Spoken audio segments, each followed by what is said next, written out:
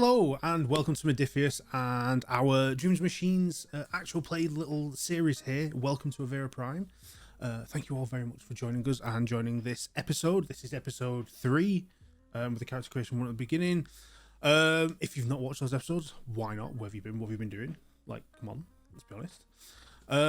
But for those that haven't and want to catch up, you can check those episodes out on our new YouTube page. Because we have a second YouTube now that we have dedicated just to actual plays and like how-tos, and it is called Modiphius Live. So all our Fallout 2D20 series is on there, all our Star Trek stuff is on there, and it is now a home for where the Dreams Machines show is going to be, and all our future projects here at Modiphius. So make sure you go over there, drop a subscription, check out the shows, and catch up, and go and do it now. You've got not enough time. So, before we jump in, I just want to thank my amazing players for once again joining us for this session. We'll go through like who everyone is at the end, because again, you should know these faces by now if you've been watching these past few weeks. But to recap where we left off, because last week things happened, shall we say, in the session that kind of have triggered certain events that this group is now going to have to deal with. But to recap, our group have been tasked with taking an unknown object to the south of the New Mosgrove region to the Archivist Settlement, the Deepwood Archives, which is a heavily built archivist location where they have a big, deep archive in the woods. But it's where like some of their head researchers are, and hopefully these people will be able to work out what this object is, what this item is that has fallen from the sky, and hopefully use it for good. If it's something bad, keep it safe away from everyone. So the group have been tasked to take it from New Mosgrove south. They set off, they made their way. They decided at a specific point to detour off the road south because they heard a rumor that it wasn't safe anymore. So they went through the woods, and this is a bit of a long trip. It's going to take them a while, and the woods are quite large in the valleys between the hills and the mountains. And they spent the better part of a day traveling, and they camped at night. Had a wonderful little relaxing camp where Cap set up some traps. Bixby made soup, and Jewel passed out, and Zeke cried. To put it bluntly, that was the order of things. And Crassus guarded everyone's lives very, very cautiously. And then they got up, they set off again, and with Jewel at the head of the group leading the way, the river who knows every waterway like the back of their hand, walking through a forest, they made their way to an area that became a clearing. And in this clearing, it was all like chest-high grass, like long, tall grass. And Zeke got a little bit nervous in this area, as it was a very low-tech area, and Jewel professionally comforted Zeke. To the point where Zeke decided to discharge his repulsor glove, singeing the top of the tall grass and exposing what was a small building in the center. In doing so, he alerted some of the local wildlife who came to investigate, and a pack of snarlbacks, which are like a mutated wolf hybrid with elongated jaws that expand wider than normal to allow more meat in, descended upon them.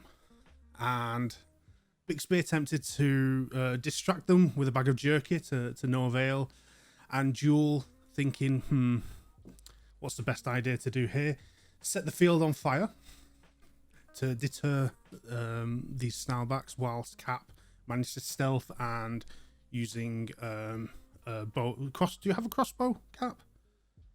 Yeah, using a crossbow and bolt, dispatched one of the snarlbacks, but the others were still there. The field was beginning to burn. So the group decided the best course of action for safety is to head to the small building and go inside, which they have done. And they went inside and shut the door behind them. And this small building it was like a metal built with a window with a small opening at the bottom. Looking around inside, there was some filing cabinets and some like computer panel on the wall and like circuitry and stuff, which Zeke immediately fixated on and went into the process of trying to see how it worked and fix it, whilst Jewel started looting, as Jewel does. The rest of the group were kind of like watching and taking a moment. And as we left off the session, Zeke had managed to turn on this control panel on the wall, and there were 4 small like pyramids, as they were, in the corners of the room, of the ceiling that had the bases facing out. And as Zeke turned them on, they began to glow, and that's where we ended the session. So,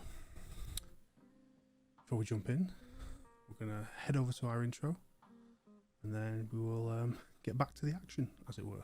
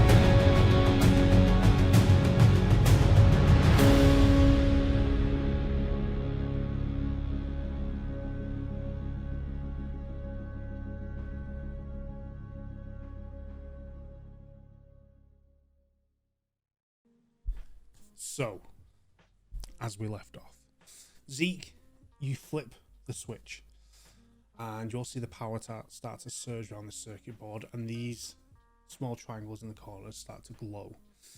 And then they glow a bit brighter. And they glow brighter. And then you see that they start emitting light into the center of the room the 5 of you are stood. And at first, it's quite fuzzy. But then as kind of the system starts to boot and everything's re-engaging, this light that is emitting into the center starts to take form and take shape. And you see that it's quite... What this form is at the beginning is quite large and bulbous, standing roughly 6 and a bit feet tall, quite wide in the center of this room, and then as it kind of becomes to like focus and kind of like almost take solid mass, you see that there is fur, there is fabric, and as it continues and it takes full shape, you see what appears to be a large animal stood in the center of the room with you all stood around. Wait, it formed out of what? Out of the light. Out of the light? Okay, cool. I was just wrapping my head. Like, surely I misheard. Is this something that Zeke recognizes? You know, so Zeke, you will know, you don't recognize the creature because I've not fully described it, but the process that has happened is you've turned on what appears to be a nanogram emitter, and this is creating a nanogram in front of you. For those at home and the rest of the group that don't know, a nanogram is in essence a hologram, but with physical matter to it, like with bounce, with touch. So it creates something that, okay, using light and like little nanogram particles and everything it can create. Would our characters know? Yes. Seen this or heard of it? Or You will know about nanograms. You'll have heard about like nanograms that were from the past that are still set up in places. Some that have kind of degraded over time and gone rogue and malicious, and some that are just like shadows of the past moving around areas. Theoretically, these things can be dangerous, right? Like there's physical... Okay, all right, cool. Turn it off! Turn it off! Zeke is too excited. Zeke is like, oh yes. Okay. Oh. Zeke. So as this thing fully takes form, what you all see is a kind of 6'2", 6'3" creature that is something you don't know what this creature is. You've not seen one here on Avera Prime, but some of you that may have heard stories from the past, from the old world, from Earth, may know what this creature is. But it is, to describe it, it is large, again 6'2" heavy set, covered in brown fur. You know what? Let's pop off. I heard a rumor. I'll give you one threat. Okay. Oh no! Now we're gonna I'll give you one threat. I want to ask about what this creature is and what stories I've heard about him. Okay. About it. So, Oh God! 7 threat. Oh no, 6 threat. Okay. So as the thing kind of comes to form, I'll describe what it looks like, and then I'll tell you what you know. So 6'2", heavy set, covered in brown fur. Its hands have very large mitt-like claws with big spiky claw ends. It's got like a snout, short little ears, quite large stomach in terms of size, and it stands on two clawed feet. For those who know Earth history, would know what a brown bear looks like. I think it's a grizzly. God damn it. Jewel, you do not know what this is. I don't? No. Wait, but I used my talent for it. Yeah, but you've not heard rumors about brown bears on Avera Prime.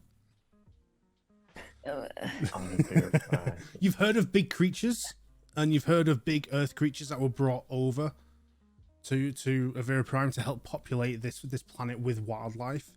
But you don't know anything of this specific creature, but you know of big animals, big mammals. But looking at this creature, it is wearing overalls as well, like a mechanic's set of overalls, and then it is wearing what appears to be a top hat. Oh my God. And it stands there for a moment. You gonna lecture us about the fire we started? It turns to you all.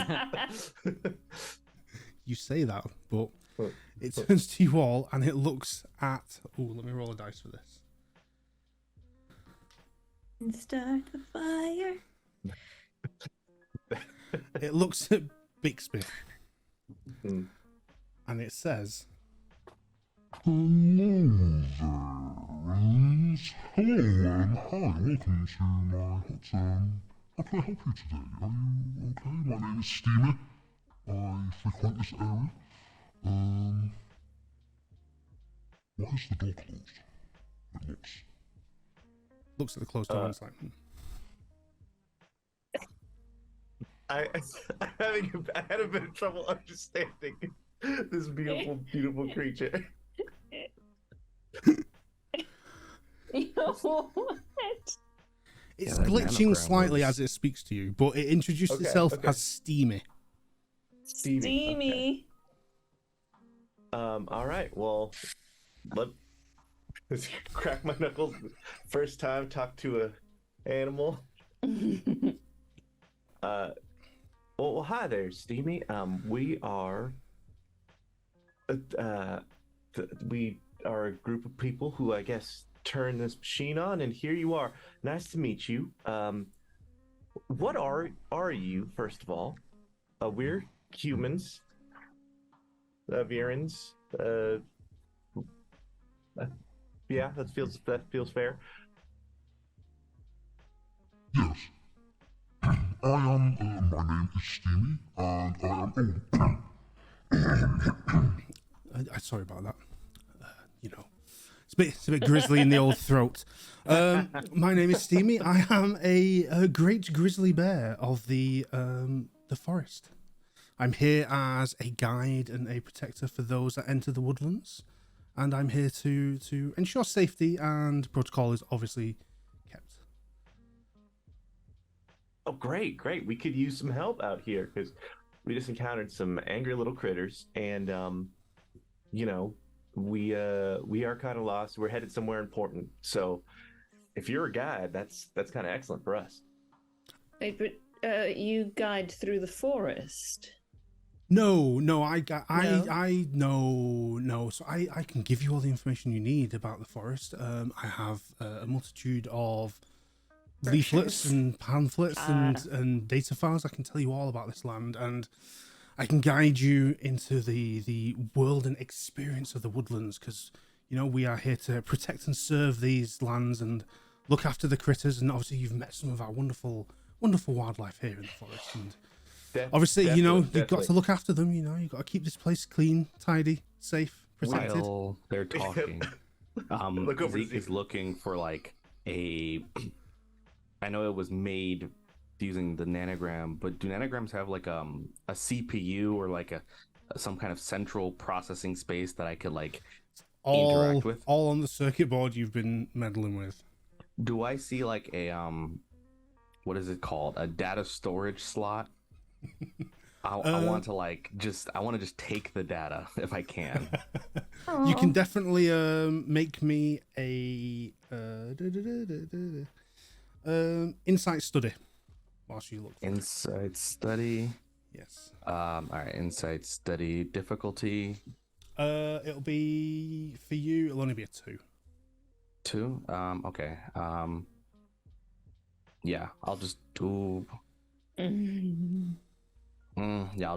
I'll roll my 2 dice. Okay.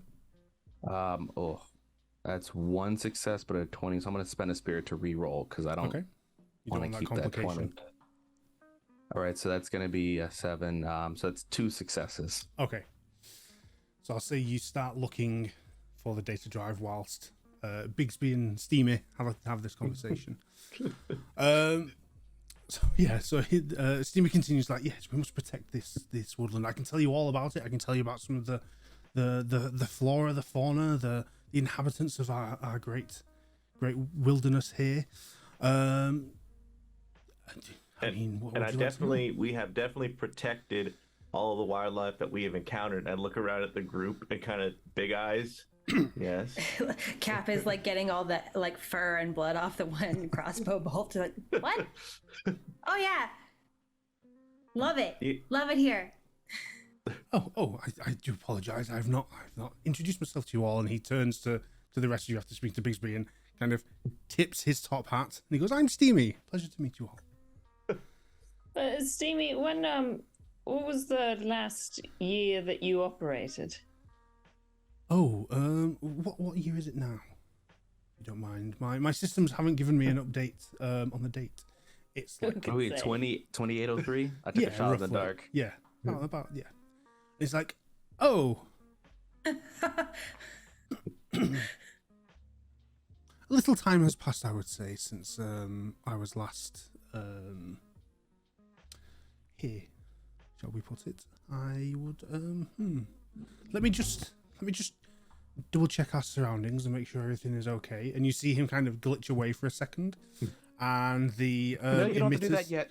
And the emitters kind of like, you see them focus towards the window, and then you see him glitch, and he is stood outside the hut just in front of it, and then you hear nothing for a second, and then he glitches away, pops back inside, and he's like, "Oh my, everything's on fire." What? Oh no, that's a surprise to us. Everything's burning. Oh my god, what's happened? What have you done? What have you done? Goodness, no. Talk skill, so Zeke is just looking for the control panel frantically to find this slot. Goodness. Well, we must do something about it. Yes. Wait, I'm sure that there's something here. Yeah. Do you have any built-in features to put out a fire? Anything that you would know about? You just suddenly start hearing an alarm going off in the room. He's like, no, turn off the alarm. Done. It's like, it's on fire. All right, shit. It's on fire. Zeke, Bad, very bad. Zeke, I'll say you find like where there is like a small section where you see a large like computer chip on there, and you're like, I think that's kind of like the memory module. Okay, so I found the memory module, which my understanding is what I would like to do. You let me know if, how plausible. My goal is to be able to take the memory module and install it into my EGOT backpack. To have like, I want to just have, that's where I have all my data storage, and I want to try and integrate it into my EGOT and assimilate it into the rest of my stuff. He wants to kidnap the bear. In layman's term, yeah, I want to kidnap the bear. Okay, what I'll say is you found it. You can happily remove it. I will say I understand what you're trying to do here. And I will say that you would need to take the nanogram emitters with you, and then you would be able to probably, I'm going to say with your tech level, work them into like a portable nanogram emitter that you can have on your person. Yes. This is like on the list of like Zeke's goals. Long-term goal is like Weaver stuff. Heard of it and is like, I want it, and this is the next step. Yes, this is moving towards weaving. Nice. So I say you can do it, but if you do it, it will turn him off now. Okay. In the meantime, is it possible to take my data storage device and start like downloading the data, at least like the raw data, so I can share that with the archivist, kind of like what it knows before I try to. That way I have that, and then I'll try to do what I just basically, in case I mess up trying to turn it into a nanogram emitter, I still don't want to lose the data. Yeah. Zeke's trying not to do that. Yeah. Because of everything that's going going, all of it. Because of what's going on now, with him panicking, the alarms blaring, everyone else being a little bit frantic. Roll me a Insight Operate, difficulty 3, to download the data while still detaching the memory module without breaking either of it. Would my toolkit be able to help like make this easier by like altering the systems to prevent like the panic in the system, to help calm it down, to make it easier to do what I'm doing? It wouldn't be able to stop him panicking. This is just part of his personality. I'd say you could probably use your toolkit to aid you in the sense of the physical removal. Okay, though. Solid. So, and you said difficulty 3? Yes. Okay, so I have currently 3 spirit. I'm going to first off, I regain a spirit if I succeed. So let's spend 2 spirit to roll 4 dice. I'm down to 1 spirit. Let's do this. Woo! Okay, so that's an 11 for 1 success. That's a 5 for 2. So that's 3 altogether. Yeah. I get to re-roll 2 of them, so I'm gonna re-roll the 2 that didn't succeed to try to quit. Some momentum back. That's an 18 on 1 and a 10 on another, so that's 4 successes. Okay. So you got the 3 successes and gained a point of momentum. Oh my goodness. Okay. So Zeke, you start kind of trying to download the data and remove the memory module. The rest of you kind of see this, again, 6'2" grizzly bear in overalls and a top hat, stood in front of you, panicking and kind of flailing. It's like, it's on fire, it's on fire. We need to do something. We need to... Oh, damn it. And then it kind of just into nothingness. I really would have loved to ask him about what to do in case of a fire and how to, get out of here safely. All right, okay. I'm sure I can find something. Wait, hold. Let me see. And I know I'm supposed to have this on me, but like, feasibly, I think of the amount of items that are on me. Yes, I will. So I'm going to suggest that maybe I find. Make me. Well, I'm going to use the just what they need. Just what they need. Okay, use Once that talent. I'll say you find. And I'll spend 2 supply points. Yeah. Okay. Yeah. We'll see. You find handily the item I know you're looking for, which is an what is it? A fire suppression kit. Yeah, I'm supposed to reveal I'm carrying it, but it just seems so. It's quite a large, it's like a big fire extinguisher. I'd be like, and right here, the like a whole video game time. backpack that you just pull out. Like, here's my minigun. Here's my. Oh, that's my HUV. Oh no, there's my tank. Got it. Yeah, so I'll just pull it out and I'm like, oh look. Okay, this is what I've found. All right. I've never had to use one of these. This is why I prefer the water. But she's going to like grab it and sort of make her way out. You said it's big, so I'm just acting like it's. What is Jules' Jules' tech level? She's got tech level 3 actually. Okay, yeah, so you can use it. It's a tech level 3. I would like to still assist then. That way, and Sure, it uses quickness for its stat though. Yeah. it's an operate. So the one thing I'm really good at is operating tool. So I can at least, I would like to think I can do insight operate to explain the information. Like pass, you gotta pull, aim, squeeze, and swing. I will tell you. Okay, I'm gonna roll 2 things here. Yep. I'm gonna roll to see how big this fire is. In this tall, dry grass that surrounds the hut that you're in. I'm going to tell you what difficulty. Okay, that's a big fire. But when we ran to the hut, if I remember from last session, the fire had already extended past where you were. It was you did it in like an arch, and it was burning that way. And you ran through the middle where Zeke had scorched the top. So you had to run through the fire, but it was already kind of moving past. Oh, we did? Oh, okay.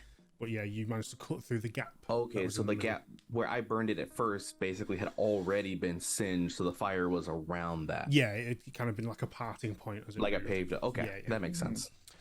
Okay, I'm going to need difficulty 4. As you open the door and all you see is smoke and flames surrounding this small metal hut.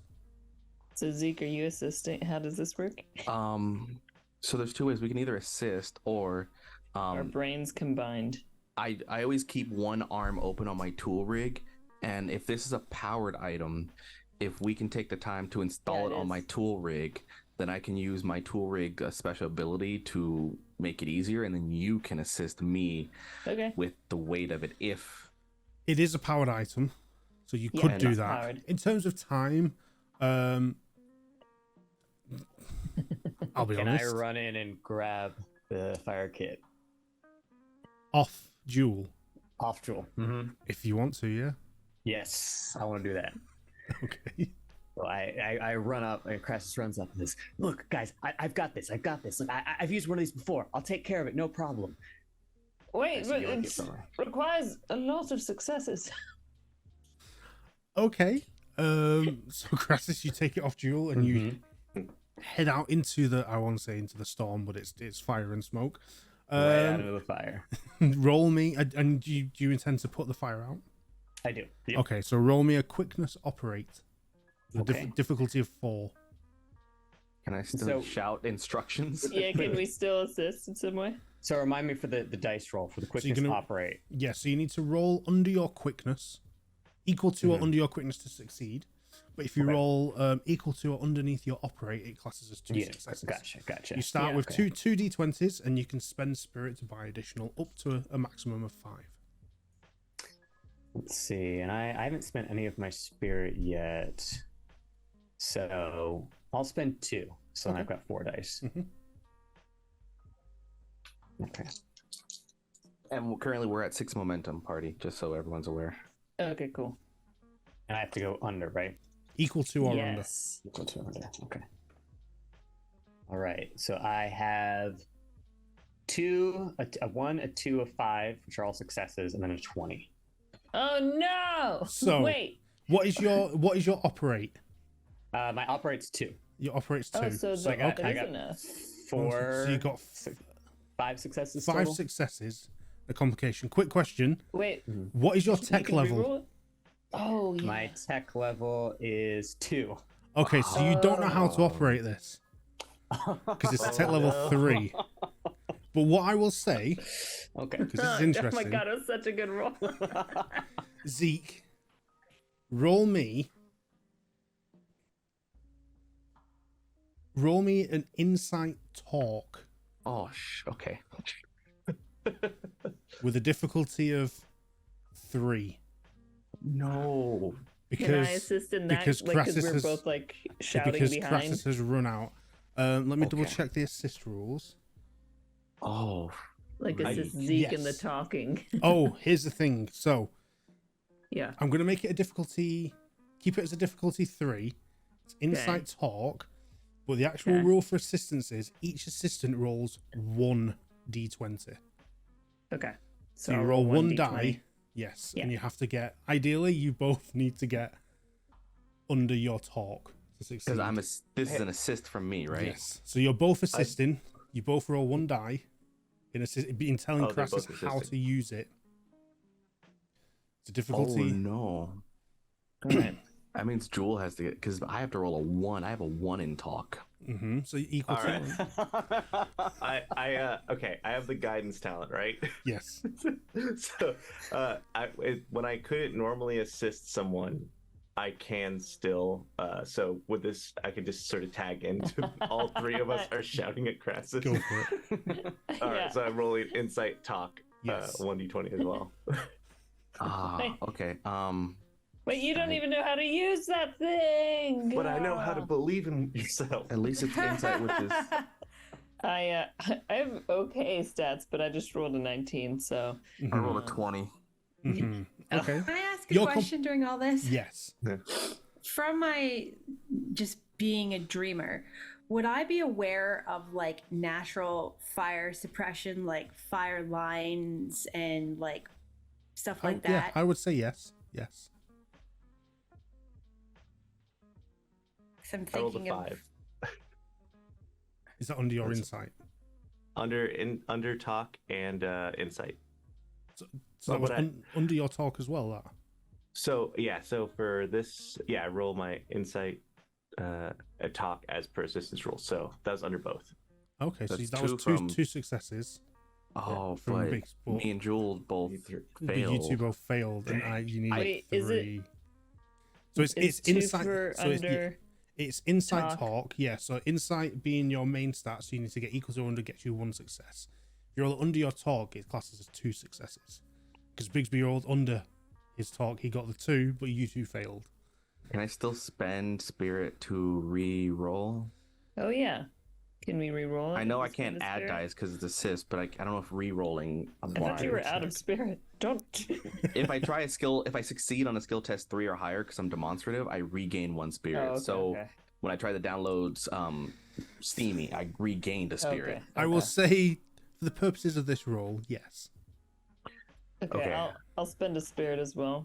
So I'm down to 1 because I'm on the brink to re-roll. I have to get a 12 or lower because there's no way I'm rolling a 1 in these odds. Okay. I got a Oh my 13. god, I rolled a 20. Oh no! Okay, is we're all gonna happening? die. We're all- It's the dice. It's the And dice. I've got nothing else. Yeah, I Okay. can't believe how many I high feel like at rolls this I'm point, getting. Cap would want to stop everyone and be like, "Okay, We're all hold just up." shouting. We're just shouting at Crassus, shouting. who's like, Yeah. how do I... Like, no, Where's no, the listen trigger? to me. Listen, no, I thought don't I had listen it. to that. No, pass! P-A-S-S! No, Cap is gonna get into the middle of everyone and be like, "Everyone, shut up." Okay, are there like, I know there's like a field. Are there like trees around this field?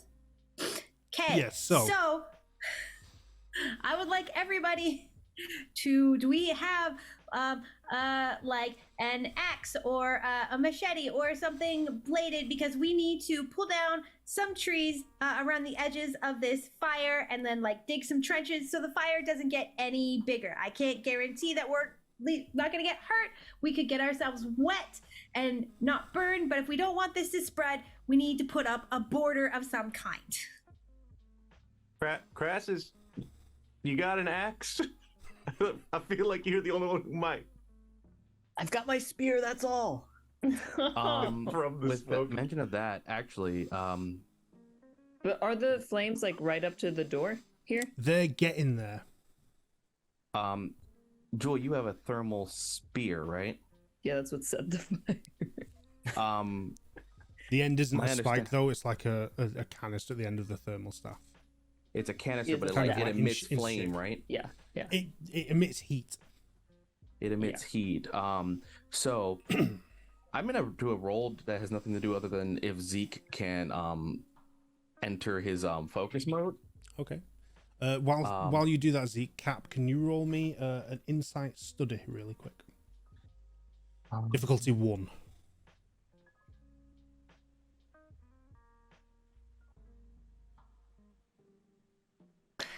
Can I use the spirit for an extra die? Yes, you can.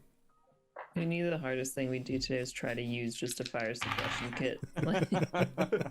Well. It isn't the consequences of our own actions. I have 1 success. Okay, that's all you needed. Whilst you're kind of working out a plan to stop this fire from spreading, you look out beyond the fire to the forest that surrounds this area. You take a second to kind of look at the foliage, look at the area of this grass where you are and around, and you notice that this area of grass is kind of like a big circle, quite big, and there is no overlying canopy to it. It's very much exposed to the sun and to the sky, and it is dry. But you look at the rest of the forest and you realize actually it's quite dense, quite thick. And when you got up this morning and after lying face down on the ground, went to sleep, your body was damp, was wet with the dew. And you do a couple little kind of temperature calculations, shall we say, being a dreamer and someone who is very smart to the natural world and how to deal with things, you realize if you waited it out, this fire would burn itself out just in this grassland alone and probably wouldn't spread to the forest because the ground and the vegetation is already too wet for it to catch fire. Okay, we're good. I changed my mind. So we're just all gonna stay in here until this is done. Well, are we just gonna cook in here? This is just like a metal tin. No, we should maybe like we should run. Yeah, change of plans. Let's run for the woods. Come on.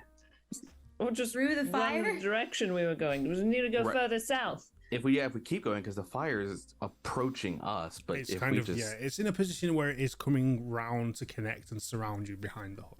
then we should probably go now. Maybe we Yes. want to be wet when we go, but up to you. Zeke's gonna take the time to quickly try and pry off, because I only downloaded, but I'm gonna start prying off the emitters and scrapping the circuit board for any pieces that I can get otherwise. Yeah, you can do that. Do we know what the fire suppression kit it shoots stuff out? Yeah, it did say, said something like that here. I can read it. Gaseous. Yeah, it sprays a extremely cold expanding foam, which binds oxygen in the surrounding air, starving the fire of heat and oxygen. Oh, okay. Foam stuff. I was wondering if we should just cover ourselves in foam and leave. And just cover. I mean, it's an option. Foam party. Yeah, foam party. Considering it binds oxygen in the air, starving. Oh, we would I die. feel like that wouldn't be great. Yeah, Cap. Let's not do that. Please don't do that. Is there any standing water or like? I mean, we must have like water. You'll have too, water like, bottles and stuff on you. Yeah, if That's our it's part of your drinking water, supplies. It is. Yeah, well, I'm I gonna can get us pour, more water. pour that stuff all over. Yeah, pour water all over myself Okay. and go running out. I'm like, Just gonna sprint. Okay. So... I'm not getting cooked alive while I'm on the dry land. No. I go running out Okay. into the south. Cool. Okay, so we're all just gonna regroup at the tree line. Wait, the tree line's north though. But where we all- go? You're in the middle of the going woods, so the south, tree line right? is Yeah. all around. Oh, it you. is? Yeah, we're in a Oh, I thought clearing. we were We're surrounded outside of- by yep. No. Okay, You're... then yeah, to the tree line. Just in the direction that we were going in general, right? Like southwards. Yeah. Okay. Put the wet fabric over your face if you get into the smoke. All and right. just confirming, did I have to roll to get the pieces for the nanogram emitter at all? I'm gonna say no. You're able to kind of just start like the emitters you can detach from the top, and the circuit board on the thing. I mean, here's a question: do you turn the power off before you start ripping stuff off? Yes, Okay. I'm gonna pull the power down, and then I want to take the 4 emitters, and the battery, and then pretty much scrape the circuit board for any tech supplies on our way out. Yeah, I'll say you can do that. You just literally start ripping stuff off. But you will be the last one out of the hut in doing so. Zeke's okay with that. Zeke needs the pieces, wants to make sure can make this, like, this nanogram emitter is like literally on his goal, so he has to do this. Okay, cool. Let me just okay. So you all now cover yourselves, douse yourselves in water, and run out of the hut, following Jewel, who is again in the lead. Cool. Okay. So you all head out and rush off. I'll say at a full sprint, because there is fire everywhere. Towards the tree line, with Zeke, you coming up last. And Jewel, you get there. You get to the tree line and past it, and you get into the foliage, and you see that you literally feel the shade cover you. And you turn back and watch as the rest of your group approach. And you can see the flames are kind of... The grass was chest high. The flames are kind of double that. Just due to the dryness of the material and the way it's burning. And you see Zeke, the last one, coming up. And you see as Zeke's running, you can see the flames on either side. As he gets about halfway, you see the flames touch behind him. So the flames meet around the hut behind Zeke, who's now running through as the flames are kind of slowly closing up around him. But luckily, because I'm not that cruel today, Zeke, you make it into the tree line as the edge of the tall grass on this backside of where you were goes up in flames. You're all safe. Okay. Grass I'm like just holding supplies randomly. Grass just hands the fire extinguisher back and goes, "Well, I thought I knew how to use it. Yeah, I guess not." Yeah, I guess not. What? You know, it's fine. We're alive, and we're not now. on fire. I'm just going to stow this in my backpack. Just fire suppression system. I think we all just need to focus on what we do with our fear, right? Kind of feel like fear got us into all those situations, and maybe we just need to be a bit more communicative, even when trying to help. Just take a second and check in with each other before we start fires or make bombs or try to put out a fire with something that you don't know what it is, which was a great impulse, but we're going to have to rely on each other a bit more, I think.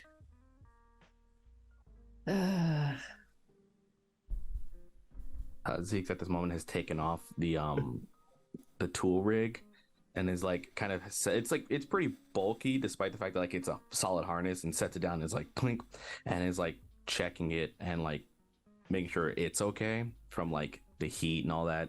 It's real makeshift. It's not the best like sleek design. It's very like scraps put together on it.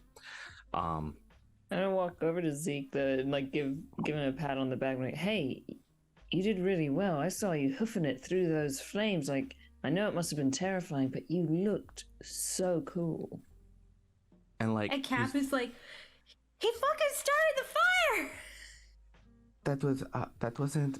I didn't start the fire. That was And then like takes a moment, looks at Jewel, and it's like, it doesn't matter who started it, really. But you did. I just, good on you. We made it out, Zeke. It's okay. I would like to. It's like an RP way of me mechanically above game being like, you should use some of the momentum to refill your spirit. You should tell like Zeke is definitely like, yes, I just need to make some adjustments to my ego, and then I will be good. Danny, Yes. do I need a lot of time to like try and take the emitter and apply it to It's EGOT? going to take you a while to set this up. Okay. Okay. It might take you like a night or two of during rest to The next to- time we camp. to Okay, fix it up. solid. Yeah. Then I'm just going to store the pieces in EGOT's compartment for later, and check my gear and all that, and make sure everything's all charged. And I do want to apologize for my my actions. I don't do well with nature, and I realized that I did bring the attention of the beasts upon us. I am not the best archivist in times. I am, as they say, a bit too impulsive, brash, and too smart for my own good. But I can admit when I am not the smartest in the room out here. Well, I mean, we all survived, right? Right. So Yeah, we all made it out. Yeah, and we all make, we're all figuring out this world that we live in, bit by bit. There's bound to be surprises.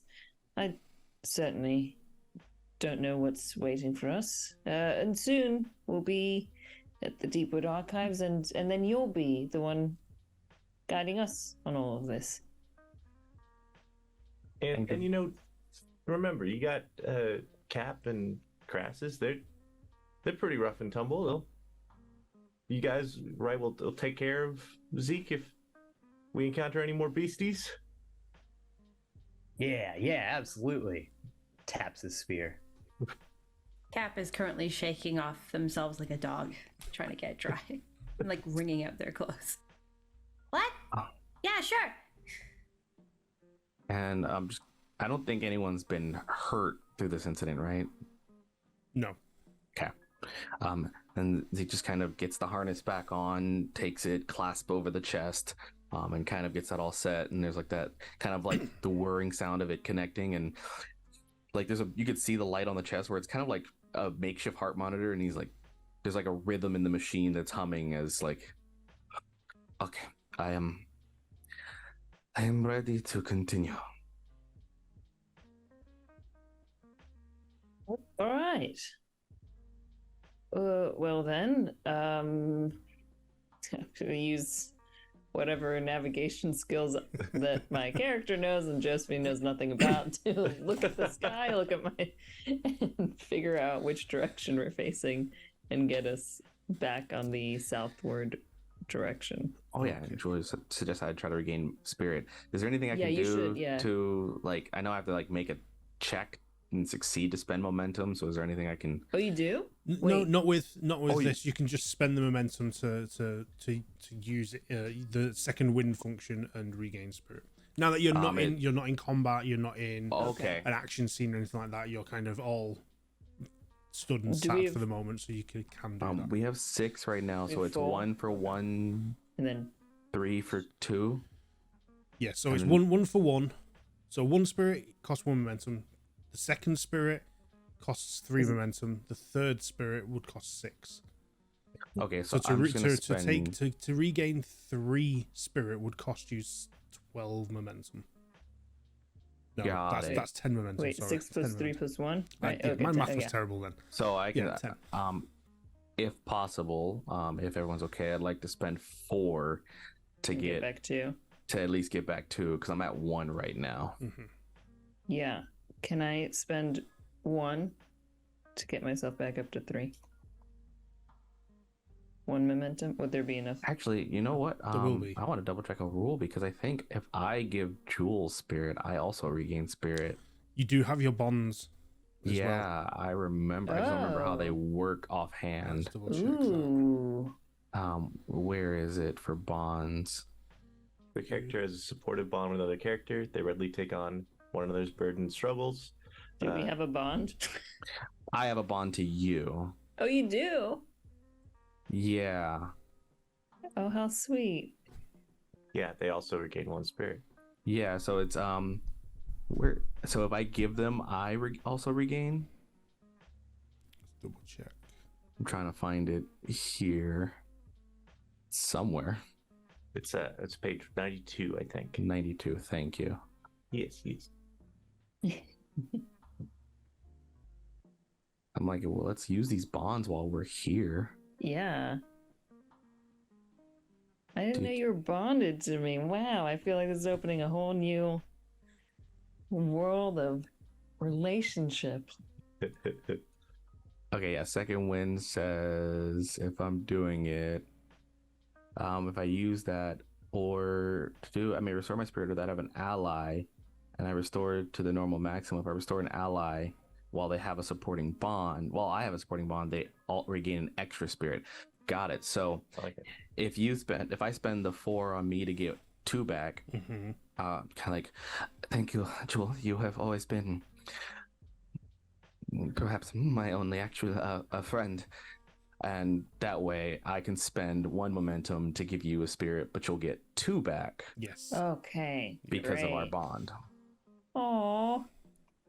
But no, don't say that. Everyone admires your skills, and I can't be your only friend. I am not. Many of the other archivists look down on me. They keep me around just because I am good at building, but I don't do well with people. Organics are not easy to understand. Machines have rules, systems, things that you can anticipate. People, not so much. Well, I'm sure you've got new friends here at the very least, and I kind of kick Bixby. Bixby sort of just like getting stuff on it. Oh, yeah. Yeah, no. Kids. Yeah. We're great. You helped me figure out how to work this damn rifle a couple of times now, and yeah. You're good. And I just, I can't wait to see what else you do. Yeah, we'll all take care of each other. Thank you. That's why they chose us. I'm sure they knew that we would all look out for one another, and that's what friends do. I assume they just wanted to get rid of me, but I like the idea that I was chosen because of what I can do, not because what I have done. I had my bet on it being a lottery. They just sort of pick numbers out of a hat, No, let's not go with that theory. That's a sadder theory. Maybe. But then that means the cosmos brought us together, Oh, God. All right. Let's just get moving. Joel starts walking. Okay, so you get yourselves kind of back together and dusted off and sorted out, and head off. Hopefully, in a southerly direction, with Jewel at the head of the spear, shall we say? And you travel on, continuing on through the forest still. And you travel for a few more hours, and get to a point where you're kind of starting to get a little bit tired. But you probably should look at having a break soon. But as you kind of press on that little bit more, just like, we'll keep going for a little bit more, then we'll take a break. Get some distance, get a little bit of movement going. You find, Jewel, that you have got to the edge of this forest area, this woodland, and pressing through this kind of small area where the lower kind of shrubbery and foliage is quite thick on this edge. You kind of break through it and out, and you're now into the more open land, just past the main bulk of kind of the hills and the mountain ranges that have kind of surrounded the valleys you've been walking through now. But you're out. You kind of take a second to just kind of like scan the horizon and the area around you, and you see it is a lot clearer. There's just like low-lying grass and kind of dirt. It's a bit more of a, not a wasteland area, but very much just kind of open fields, open land. And you're looking around, you're like, okay, finally out of the forest. You know, hopefully I'll find somewhere that makes sense or is easier to navigate through. And as you're kind of scanning and having this in a monologue of which way do we go now, you look and you see in the distance what appears to be 3 figures moving at pace towards you. There are people approaching. I assume, I don't know if they're friendly or not. Take care. And do we just leave the forest area? Yeah, you're just kind of just on the outs. Can we like kind of back into the bushes and get into a sort of more peering from the bushes? Yeah. Stance. Do you wish? I do wish, and I turn to Crassus. If everyone sort of like follows, suit, it's like, can you see anything? Use those binoculars I gave you.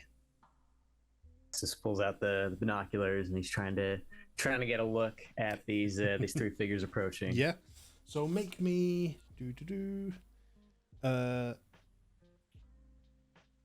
insight study as you study these individuals through your binoculars. Insight study. Okay. It'll only be a difficulty 0 for this because you've got the binoculars, so it's not really much of a difficulty. But roll anyway. Yeah. I have 1 success, 1 fail. Okay. You generate 1 point of momentum for the group anyway. And looking through, you see these 3 individuals, and they appear to be 3 males, one with a bit of a gruffy beard, one clean shaven, and one with just a little small thick mustache. Kind of scruffy, shortish hair on all 3 of them. They are wearing kind of everyday Averan garb. They've got one's got a tan poncho on with an orange sash over it.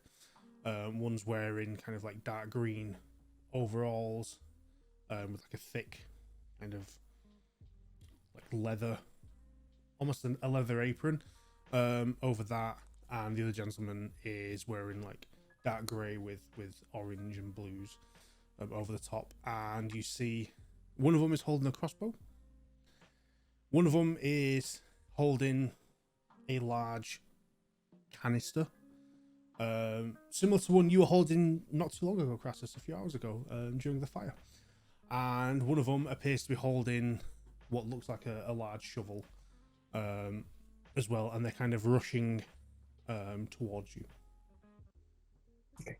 Well, they're approaching us pretty quickly. It's 3 men. They look pretty normally dressed. One of them's got a crossbow, though, so one of them definitely is armed. But I mean, they don't look like bandits or anything like that. They got some sort of canister with them, a shovel, some. I don't know what's going on. One was wearing an orange sash too. I don't know if that means anything. Does that mean? Yeah, does it? No, it's just one of the okay, kind of just colors of the world. One of the key Okay. colors. Okay. All right. What do we do? Let's you know. You want to? Okay, I'll greet him. What? Oh, all right. Yes. No. Make them love you. We outnumber okay. anyway, so it comes down to it. I walk over and I've got like my I walk out of the tree line with my rifle over my shoulder. Just it's there, not ready or anything. I go, howdy, hi, hello. As they're like getting closer, because I realize they're probably pretty far away. Yeah, and they approach and they're getting closer to you, still moving at pace, but after seeing you, they kind of slowed like a half step. And then the one with the crossbow is kind of running with it in 2 hands like that. Sees you, kind of lets go one hand, waves, and then kind of puts it on his shoulder, and then comes towards you. Okay. And they come up, and all 3 of them are out of breath to begin with. And the one with the cancer is like, we saw the smoke. We've oh god, we've come from camp. It's But take the your time, forest. take your time. The forest is on fire. Oh, actually, that was just kind of a small brush fire. Hey, I got some people with me. Don't freak out. I'm just gonna bring them out. Hello, sorry, we didn't know if you were friend or foe for a moment. Which are you? Friend, of course. Yeah. Okay. Okay. Cool. Oh, Right, guys? Check out these folks. Yeah, we're friends. Says the probably the most intimidating looking one. They all kind of like side eye, like, oh, hold on a minute, who's you? And they're like, okay, Yeah. it's fire. We thought, the source of the smoke is just a little brush fire that we barely got out of there. But as far as I can tell, Cap, that's just gonna burn right out, right? Yeah, it's fine. If that fire reaches the edge of the forest and hits these fields, it's just gonna burn everything. No, it won't. They know what they're talking about. They had a good look. We walked right through the fire. Oh.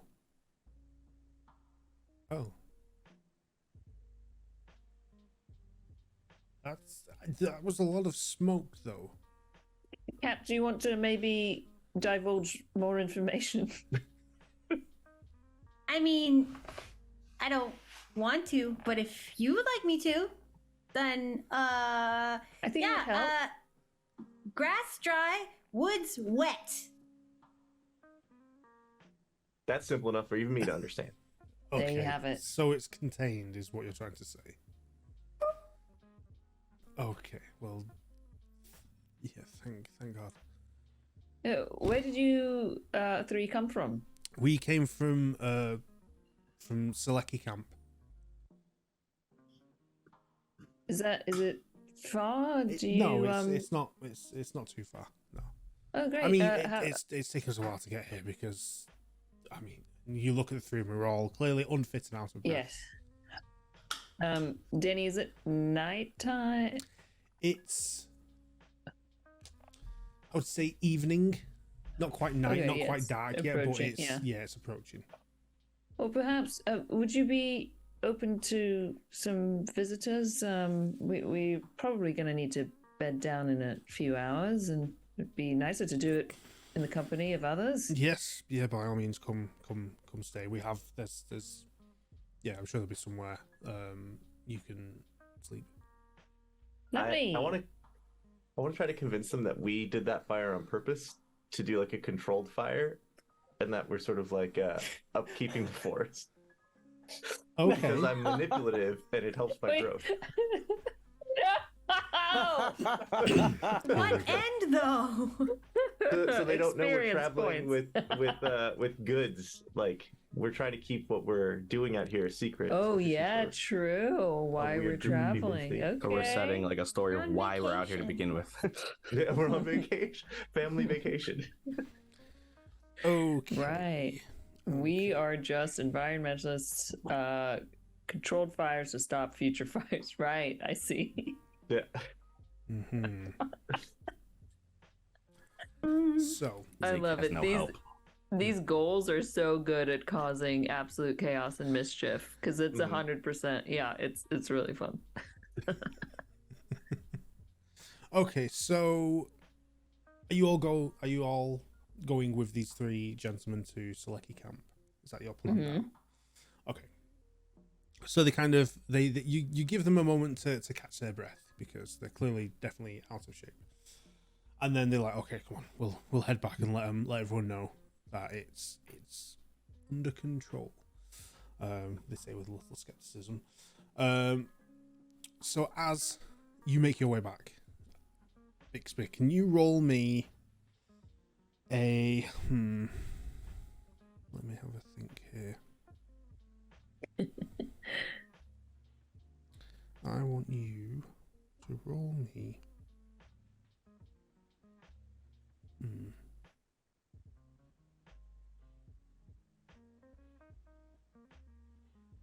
Roll me a resolve talk. Oh yeah. Let's see. I got a 5 and a 15. A 5 is under my resolve and my talk, but the 15 is neither. So 2? Okay. So 2 successes. Yeah. Just as the difficulty on this was only going to be a 2 anyway, luckily. So what are you saying to them to try and convince them that what you did was on purpose and above board? So I sort of, as we're walking along, oh, I see you got a canister there for putting out fire. Yeah, we have a kit of those ourselves. We're actually, environmentalists. That's why we kind of represent all the different tribes, and we like to take care of the forest here. And that's what we were doing. You know, when the overgrowth gets too crazy, it's easier for a brush fire to kick up, and you never know with all these machines walking around, rusty sparks, blah blah blah. So we figured we just get rid of the overgrowth there and stop a fire from getting out of hand and destroying villages and the wildlife in the area. Okay. You explain that to these 3 individuals whilst you're walking, making your way to select a camp with them. And one of them's kind of not paying attention to you. Just kind of, as they're walking on, they're kind of just like surveying the group and trying to work out like why such random individuals are grouped together and heading this way through the forest of all places. The other 2, one kind of looks at you a little bit skeptically. The one with the shovel is looking at you skeptically. The one with the fire suppressant kit is the one who's not really paying attention. The one with the crossbow is like, oh, interesting. Okay. Well, that makes sense to have, people to do that because, fires spread. We've had fires, around camp that have kind of burnt large chunks of our like farming area. So have people to have people who actually, put fires out for a living. That's amazing work, and it helps the environment, keeps everything growing. Yeah, I see what you're doing. Cool, amazing. Yeah, thank you for your service and helping out the greater community like this. We're very proud. Yes. And they just continue walking along with you, kind of slightly a little bit more in this specific individual, slightly a little bit more in awe and admiration of you. Kind of puffs his chest out a little bit as if like, oh, wait till we get back to camp and everyone's going to be so impressed that I've brought these people here. Yeah. Great. Yeah. But after a short kind of little bit of walking, you make your way and you reach Zaleko camp. And this is a small, I don't want to say town, but almost like a small hamlet, a small area where people live. It's not like a camp with just like a couple of tents. It's an actual place where people live. Okay. And it's south. It's on the road that you guys veered off, but further south from New Moss Grove, past the mountain range. It's the first kind of place you get to if you were to travel down that road. But yeah, these people, they've kind of, the people that live here, the ones that kind of repaired the road and try to make things easier for those that are traveling up to New Moss Grove to the market and everything. But they don't necessarily feel heavily appreciated, as it were, by the people of New Moss Grove for doing what they do. So they're a little bit more detached, as it were, from New Moss Grove, and a little bit more not happy with New Moss Grove. They don't quite get on. They're a little bit jealous of New Moss Grove and its reputation, its size, and everything. So to say there's a little bit of animosity, is where we're at. But you approach and you get to Zaleko camp, and the gentleman with the crossbow, who has introduced himself to you by this point, his name is Benjamin. And he says, "Okay, so like, you guys, you rest here," and he shows you like a small inn where you can go and rest. And he's like, "I'll get someone to let you in and sort you out like some food and some water and everything." let you rest there for the moment. I'm just going to go and speak to one of the elders and just let them know the fire's under control. It was dealt with before we got there. You guys had sorted this out for us, and you know, everything should be fine. And then I'll bring them back. I'll introduce you and everything, and you know, it'll be great. It'll be great. So yeah, just wait there. Someone will be over. It'd be fine. I just need to go and put the weapons away, and I have to let people know. And he kind of. Hey. Thanks. Well, it's comfy. Perfect. No problem. He kind of nods and kind of half bows accidentally. And he's like, and then like they depart. The other two kind of just following in tow. Wow, nice job, Bixby. Hey, you know, life's easier if you lie sometimes. That's just a lesson that I've learned. I thought yeah, I'm going southern again. Damn your accent. I thought I'd never hear you say those words. Incredible. Well, I've learned a little bit in my day from some of my compatriots, and I give you a wink. Well, great. I guess we should brush up on some fire suppression tips. Interesting. When I look around, is this place like, how nice is this? It's little hamlet. It's okay. It's not bad. It's no New Moss Grove, but it's not too dissimilar. Okay. And we're standing in the open right now. Are we near a building? You're next to. There's a small inn there which is currently shut, and Okay. Benjamin's gone to kind of collect someone to let you in. But there's like some seating out there with a canopy over, so you're in a comfortable area whilst you wait. Okay, cool. And no one else is with us? Just as it stands, there's just the five of you there. You do see a couple of people like walking around the streets, but they're all minding their own business. Okay, I suppose we'll just wait here, unless we wanted to explore a bit. Just a thought. Well, there is a possibility that if the elders are talking, they might know that I did lie. But well, that's idea if the elders are talking to the elders in New Musgrove, and do you think they're keeping? They wanted this so hush hush. Do you think they've spread information in that way? possibly, but I don't know. The sense here is that, when I told people that we were from New Musgrove, or anyone for that matter, they seem to have a sneer, Right. So that's just something to consider. Yeah. Just, I made a web of lies. I want y'all to know where all the threads go. Oh, yes. But, I don't know. Should we wait here? What do you think? Anyone need anything? Snacks, bathroom break. To confirm, this group, this camp we're at, I don't notice any, I guess, what's the general tech level of this camp? Looking around, it appears to be primarily like a community of Averans. A lot of farming equipment, agricultural stuff you see dotted around. So not high tech.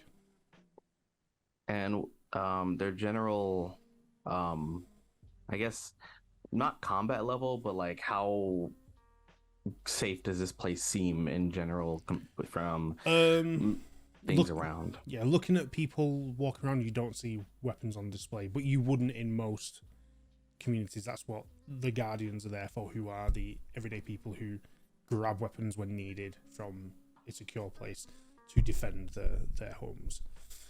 So you wouldn't see people with weapons wandering around. I will say that if you kind of move towards the center of this hamlet town, and look, that you see the main southern road there, you do see that at the top of the town, because it's quite straight and flat in this area, so you can see both ends of the town. You do see that the top of the road is gated and the bottom of the road is gated as well. Bigsby, you will know exactly why this is. Because Seleko Camp is, again, it's another Averian community, but because they feel slightly underappreciated by the others around them, by New Moss Grove, and the work they've done fixing the road, they've actually erected toll gates on the South Road. Whoa. Interesting. Huh. What are those about? Well, they've done a lot of work to upkeep the roads around here, and they feel underappreciated, and as such have decided to, I guess, get their own compensation in the form of tolls. So if we want to go south, there's a chance that we're going to have to pay them. We have to pay? What? Yeah. As important fire suppression teamsters, they're going to make us pay. I mean, let's see what we can eke out of them, Yeah, no, let's work our magic there. Surely not. Upstanding heroes of this area, if they've been tormented by fires in the past, they should be grateful that we are here now. I suppose we should just wait then. All right. Drew will just sit back. Okay. How about a piece of jerky? So, as you sit there... Oh, yes, see, go on. If we are, like, not actively... Like, if it seemed like the overall party is, like, not doing stuff, Zeke's taking the opportunity to make some progress on getting the nanogram ready for EGOT. The goal overall eventually is to not just get Steamy, but is to reprogram the version of Steamy that I stole to assimilate with the bit of components I have for EGOT. Basically, I'm trying to give EGOT its own sentience as opposed to just putting Steamy in my bag. Okay. I see what you're doing. Okay.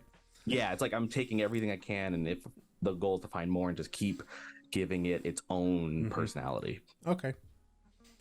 Let's see how well that goes. Oh, it's gonna go terribly, I know, but it is what it is. No problem. Okay, so whilst you're sat there waiting for someone to show up and introduce themselves, we'll go to a quick break.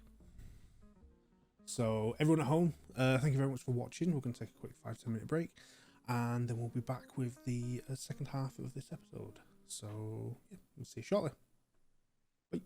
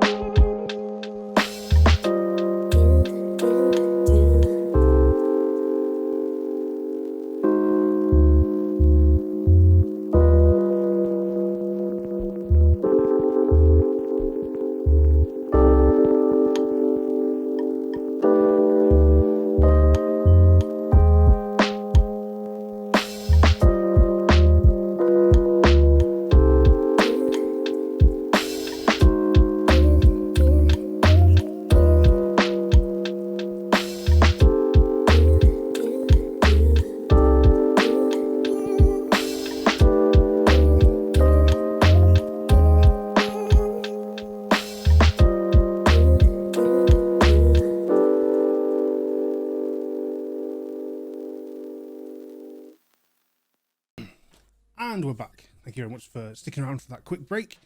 So, just to give a very brief recap for anyone that has joined during the break.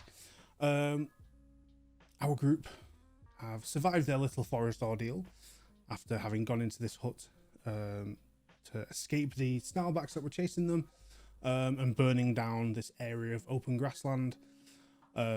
Zeke managed to turn on the circuit breakers on this control panel and turn on the nanogram emitters that were in this little like hut. To everyone's surprise, it created a nanogram entity, a large grizzly bear wearing overalls and a top hat that went by the name of Steamy, who hadn't been turned on for a while, had realized that the forest was on fire and began to panic promptly after he was given a little bit of information about the wildlife, and he was offering to tell them all about nature and how to protect it and keep it safe. A little too little too late, it would seem. But Zeke managed to kind of extract his data files and his memory, whilst Crassus marched off into the fire to try and put it out with a portable fire suppression kit, realizing he didn't know how to use it, with everyone else trying to shout instructions to him. Luckily, Cap assessed the situation, being a dreamer and someone who knows how to manipulate nature to its best, realized that actually this fire will burn itself out because it's surrounded by wetland. So everyone just kind of rushed off back into the forest, heading south, again following Jules' lead. You exited the forest in the end after a few hours to be greeted by several townsfolk from the Seleco camp. I want to say town, it's smaller, almost a village area that is on the south road from New Musgrove, just past the mountains. Anyone who's got the map in the start sentence, it's point number 25 on the map. But they were greeted by these individuals who had come seeing the smoke in an attempt to reach the fire and put it out before it got worse and spread out of the forest into the farmland and the plains and the areas around, as they'd had issues with burning farmland in the past. Luckily, through explanation from Cap and Bigsby and everything, they were told that it was fine, and then they invited them back to Seleco camp, where they would introduce them to the rest of the townfolk and kind of give them a chance to rest and relax. And Bigsby, doing his best, explained how this group was a traveling group of fire suppression people, a unit almost. Talked the big talk and kind of spun a few small white lies about who they were and what they were doing as they walked back to town. So hopefully the people here at Seleco camp are a little bit more unaware as to your true purpose of being in this area. But you go back to camp and you take a moment's rest whilst this individual, Benjamin, goes and speaks to the elder of this town to explain that the fire's been put out, you guys had done it, and that you're here and kind of who you are. And you're all sat outside an inn that is currently closed under a canopy, having a moment. And that's where we left off. So, you're sitting there relaxing, and you hear footsteps coming from round the side of the canopy where you're sat, and you see Benjamin approach with a gentleman looking around early 30s, I would say.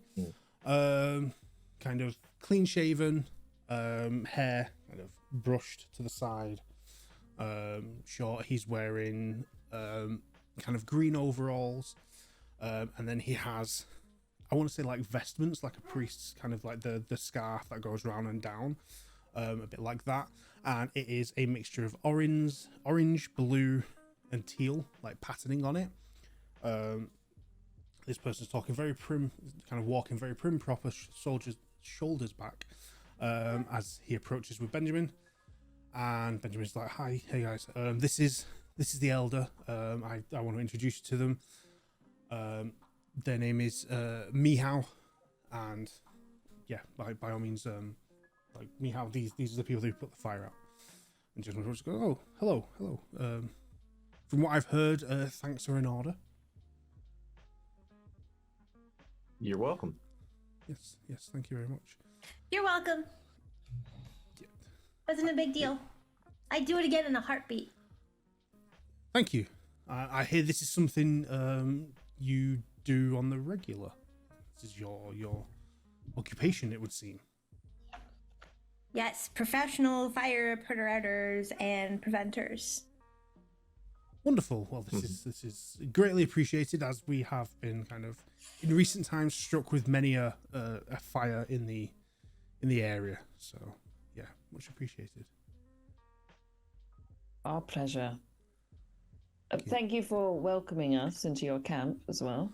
Of Much course, appreciated. of course, yes. Yeah, we do get travellers coming through, but none under such circumstances. So it is greatly appreciated you being here. By all means, I will get the inn opened and get someone in there who can provide you with food and drink for the evening. And I presume, looking at the late hour, you wish to stay the night? If you or are don't you continuing mind. on? Not a problem. Not a problem. Are you heading north or south? We're headed south, actually. Gotta keep on maintaining the areas and make sure there's no brush that could easily catch. Okay. I noticed you have these toll gates. Was wondering what the sort of deal is for people like us, trying to get through. Well, I'm sure we can make a deal. Of course, you help the nearby forest. I'm sure there's a discount we can negotiate. Of course, we're not gonna make you pay full fare to exit the town after we've just invited you in. That would be ludicrous. Sort of look over at Jewel and I'm like, oh, all right, okay. Yeah, that's something we can discuss in the morning, though, right? Oh yes, of course. We discuss it as and when you wish to leave. Of course. Right. You said you get some travelers, but are there many who pass through? If they need to go north to, and he kind of pauses, New Moss Grove, then yes, they travel through to the markets up there, and then obviously they need to come back down. So yeah, we do get travelers. Right. It's a busy road. It's been a little bit quiet of late, but yeah, we occasionally do. Have you heard of any troubles to the south by chance? We are just humble fire suppressors, but we hope not to get any other kind of trouble, you see.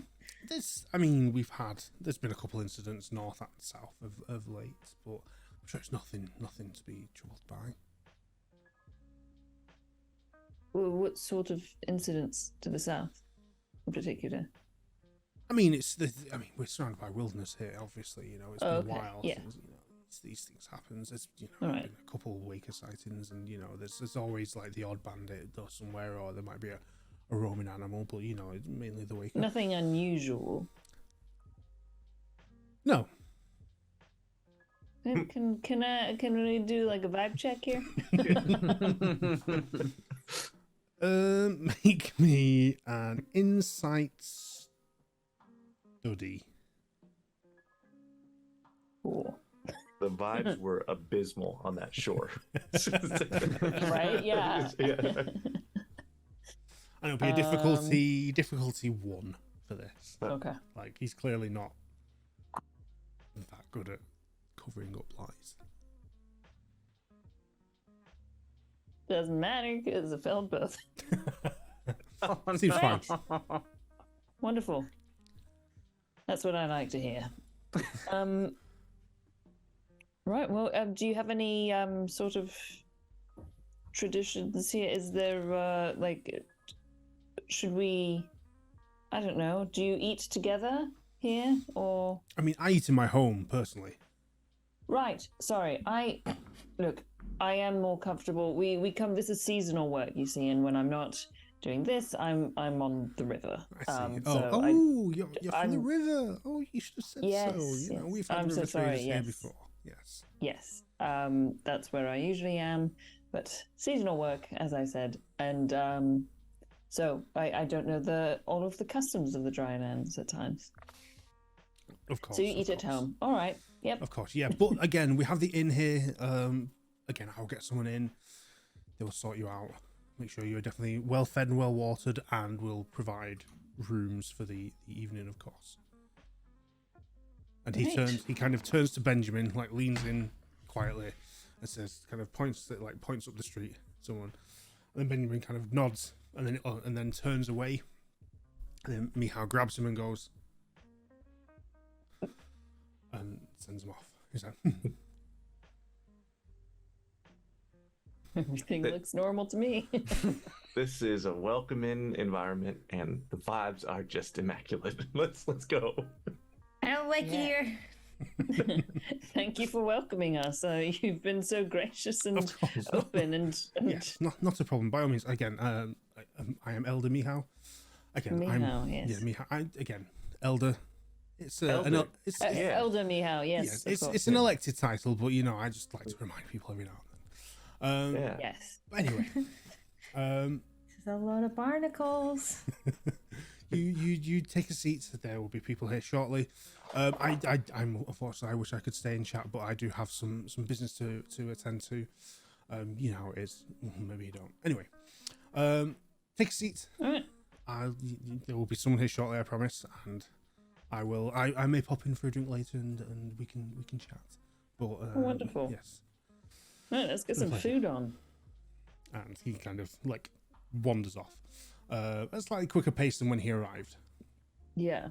You kind of all stand there, all sit there for a couple of moments, and then Benjamin comes back down with two other people, a woman in her late 40s, wearing again just simple Eviran garb, and a stout gentleman, again mid 40s, balding, large kind of handlebar mustache. They walk up to the door of the inn. The woman unlocks it and opens it. She says, come in, please, by all means. Can't have you sat out here. Come in, take a seat. I'll get the oven on and the stove on, and we'll get some food going and some drinks. My name is Regina. This is Harold. We will be looking after you this evening. Wonderful. Yes, please have a seat. If you would like to start with a drink, do you want a drink or some food? Yeah, drinks all around. Okay, and there are 1, 2, 5. Okay, what would you like to drink? We have water, we have wine, we have ales, we have spirits. Ale. Yeah, I'll take a red wine. Good for the heart, okay. you know. Okay. You see, like she's writing it down. So, okay. Yes, by all means, I will sort that out. Elder Mihao has told me what you've done for us, and that I should definitely give you a discount on everything. So don't worry about that. Things will be accredited accordingly. As soon as they sort of like shuffle away from the table, I'm like, this place is full of shit. Sorry to curse everyone, but I do not like this place at all. I don't like it here. Is This little it? hamlet. I think it's. I know it's strange coming from me, but they're a bit like money focused, aren't they? About how much they're gonna make off of us. They brought us here, and they want us to pay to leave. We're hostages. Oh, yep. Damn it. But that Elder Mihao seemed super trustworthy, so I don't know. What? Compared to what? I don't know. I looked into his eyes and I saw a trustworthy man. Listen, I know that I lied in entering the situation, but that guy was lying like nothing I ever seen. Did you see the way he grabbed Benjamin? Tugged him in close, whispered something? Yeah, I thought he was just telling him to prepare the inn and make sure things were, in order. I assume. I don't know. Seemed like some bad management to me. Anybody who wants to make people pay to just like travel in a world that belongs to everyone, no, Yeah. bad. Don't like it. I guess that is strange.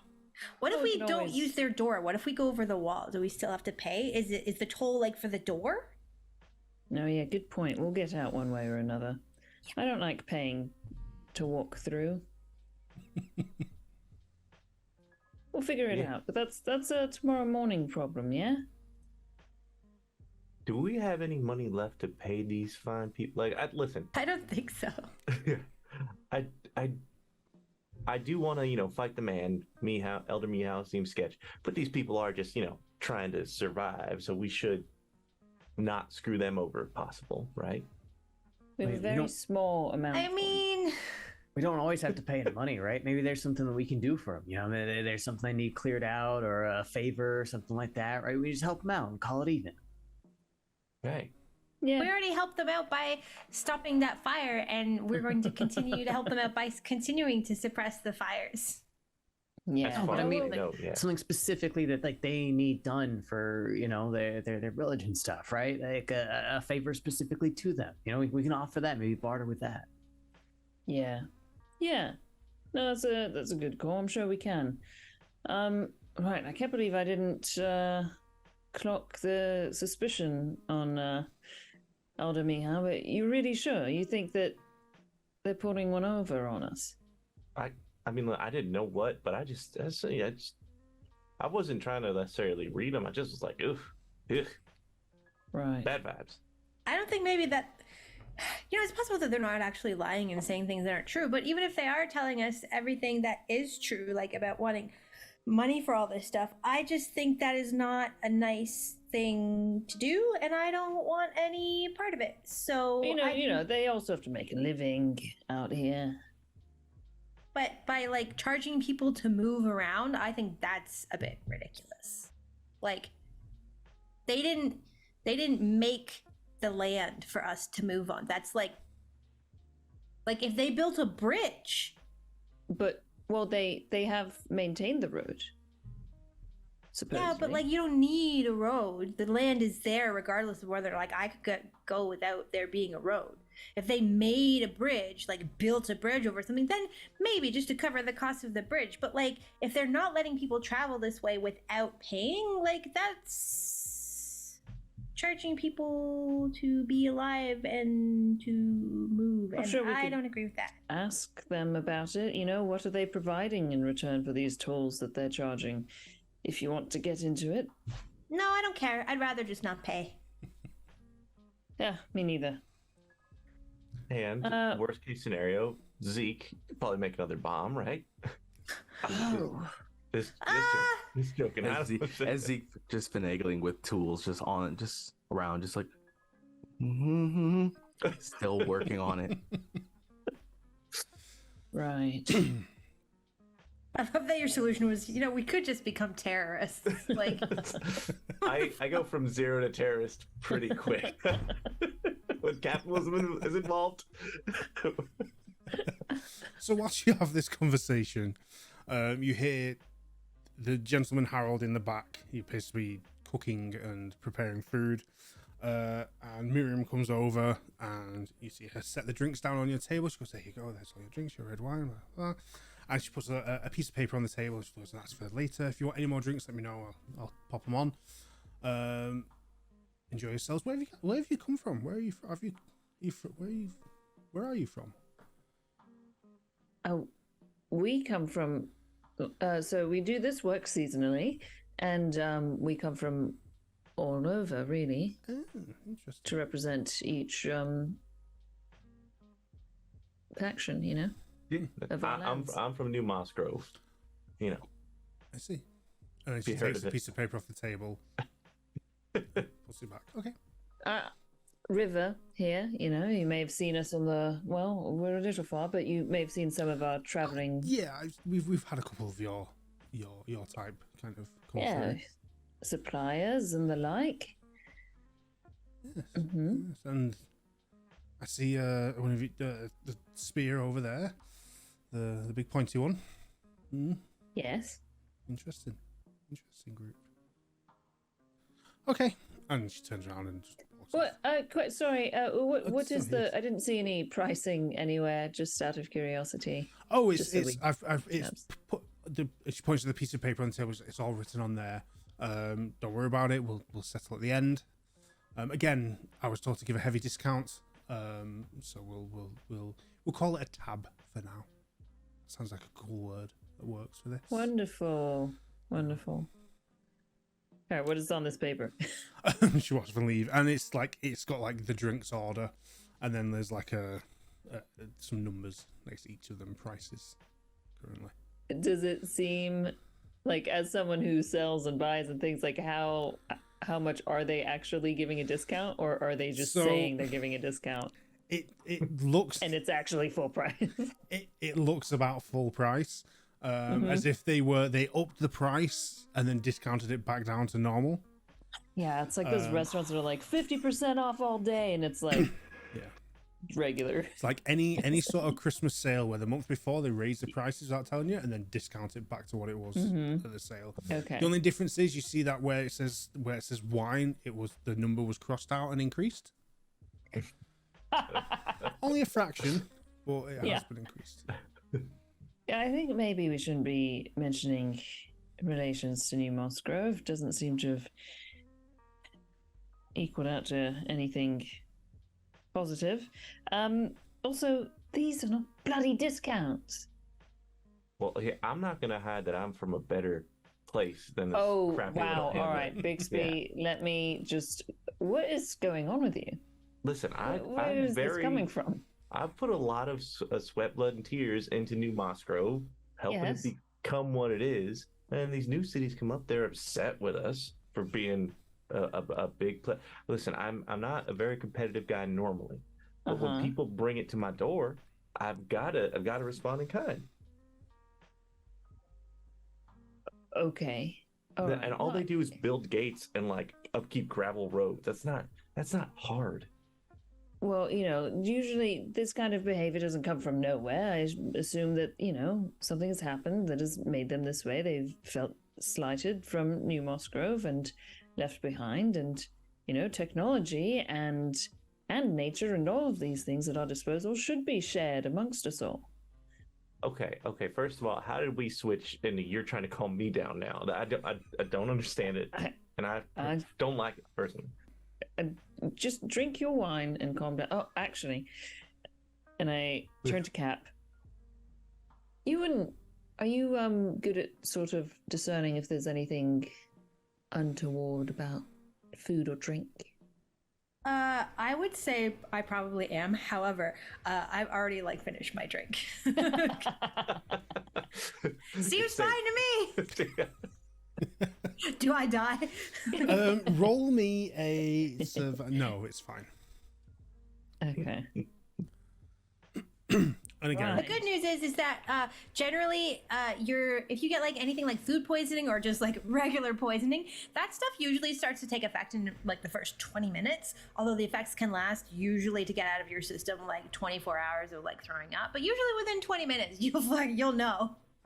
I'm starting to think that this might be... If I thought, what would I do in this situation? I'm just worried about getting put to sleep and looted while we doze off tonight.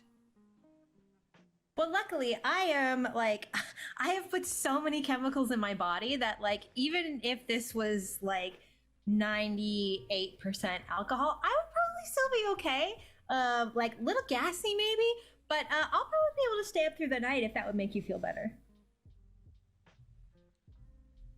I think we should just have a regular watch tonight for sure. This could also work. I just hope they don't lace it with anything. Just be extra careful. I can try yours too if you like.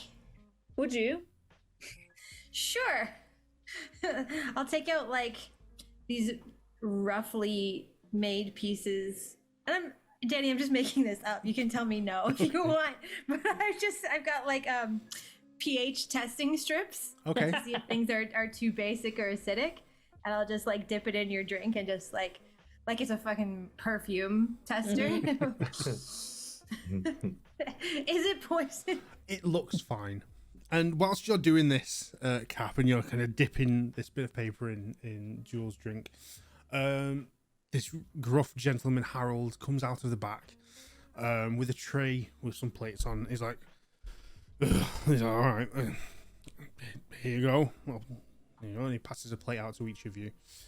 He's like, sorry, it's a little bit disheveled. I didn't know I was open today, so it's the best I've got. By all means, enjoy. And he picks up the paper, and you see him look at it, and he's like, "For fuck's sake!" And then like he screws it out. I was like,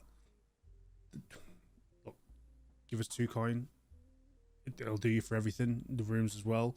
Fucking Elder, he just wants to fleece everyone. Don't worry. I'll tell her. Don't worry about it." Harold, thank you. Good man. I've been here longer than he has. Have you? He's younger than me. I've been alive longer than he has. Well, how did he get to be elder? It's an electoral thing here. I don't know. This is not my call. Hey, what's your take on him? I come from. I mean, I'm from New Moscow originally, anyway. Ah, okay, all right, okay, cool. We can. Good guy. Oh, They're just wow. a bit, That mustn't. The people here, they're just a little bit. I don't know. They're disgruntled. Shitty. Well, not everyone. They're just people set up this town because they're a little bit worried about Waker Hill in New Moscow. That giant mech there. When that wakes up, the entire town's gonna blow. So people they don't want to get that close. So they set up camp here. So but we fixed up the road. We got the place looking nice, and we didn't get nothing. We didn't get a thank you or anything for it. So people get Thank a bit you. pissy. Well, thanks. People get a little bit upset about stuff like that. So a few of the elders, the people in charge, kind of came together and thought, how can we make ourselves stand out a little bit on the map? And they thought, let's get some reparations for the road, and they set up the toll. And then the elder likes to try and fleece people who haven't been here before. He tries to Really? steal their skin. No, that's flay. Oh. Okay. My bad.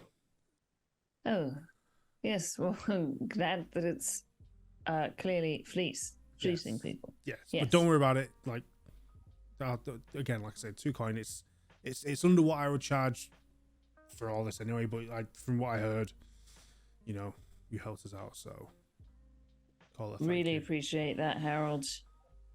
Why don't do you want to sit down and join us for the meal?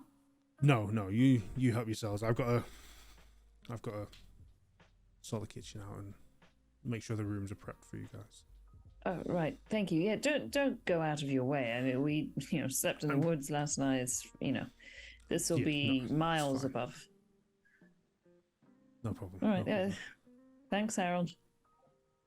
Cheers. And then he kind of like turns around and trudges off, shaking his head. Wow, Harold is great. And he's from New Mosgrove. Just put it out there. Coincidental, Bixby. Come on now. Mm-hmm. I'm not from New Mosgrove. And you were great, but you're not from this shithole little town. Well, we've only met like 4 people. And three of them, real dinguses. Well, what's wrong with Benjamin? What's wrong? Benjamin was fine. Okay, fine. 2 of them real dinguses. Right, 50%, about average. In New Mosgrove as well, you have to admit. But we have our complications out there, that's for sure. I find that the more like power, like the higher up one is in a society, that's when you'll find the real dinguses. Like the dingusity ratio to power. It's the dingusness comes downstream. The trickle down economy of dinguses. The trickle down economy of dinguses. Yeah. Right. I have 3 coins, so I'll take 2. Oh, we out still for have this. we have some left over. Oh, we do? No. Fine. You know what? Yeah, go for it, Bixby. That's so kind of you. It'll give you Especially something to since- be indignant about later. Yeah, that's right. Because then, how am I going to pay to get out of here? I only got 1 coin left. Well, it looks like you have to live here now. You're gonna hate it. I sure am. Oh no, they'll let us out. They have to. Or we'll kill them all. I'm just joking. I couldn't kill more than like 2 people, probably.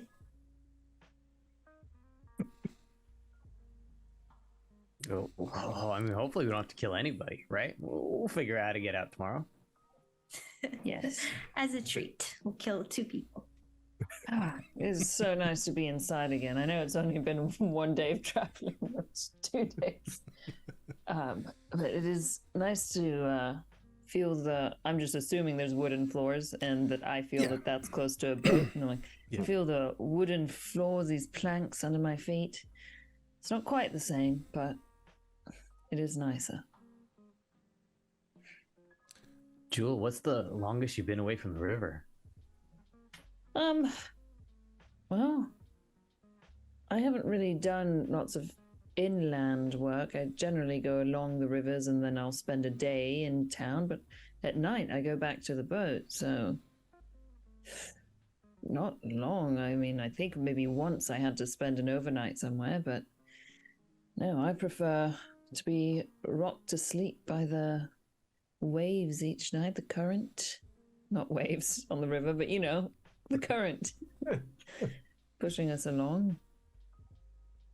There's always, footsteps of those walking above on deck, and it's just a nice little community. You know that there are other ships around as well, and we're all watching out for each other, and yeah, it's safe. It's away from all of this. Well, this is the longest I've been away from my clan, so I kind of get it, I haven't spent much time on the waterways, but it's just real different traveling with you guys. It's nice, but it's different. Yeah, what do you normally get up to? Well, I mean, we a lot of the wakers, and that's kind of it, I help out the tribe with the gathering and foraging and that sort of thing too, but it's a lot of just training and helping defend people, right? Helping defend different settlements and that sort of thing. So this is the furthest I've really just traveled without the rest of the tribe here. So you just train every day?